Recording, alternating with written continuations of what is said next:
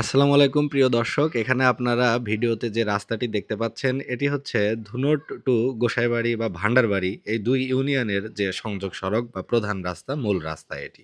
তো আমরা এখানে ভিডিওতে যাত্রা শুরু করেছি, এটা হলো চরধুনট মোড় থেকে। অর্থাৎ চরধুনট যে ব্রিজটা আছে সেটা পেরিয়ে যে মোড়টা, সেখান থেকে শুরু করে এই রাস্তাটা চলে যাচ্ছে সামনের দিকে এবং এগুলো হচ্ছে চরধুনট আমরা শেষ করেছি। এগুলো চরধুনট আর একটু এগোলেই শুরু হবে চান্দারপাড়ায়। যে এগুলো হচ্ছে এই এলাকাটা হচ্ছে চান্দারপাড়া নামে পরিচিত। এটা হলো ধুনট সদরের ভিতরে এই গ্রামটা এবং এই রাস্তাটি অত্যন্ত সুন্দর মসৃণও একটি রাস্তা, অত্যন্ত ব্যস্ত একটি রাস্তা। এই রাস্তা ২ পাশে গাছ রয়েছে, অনেক ছায়া ঘেরা একটি সুন্দর রাস্তা।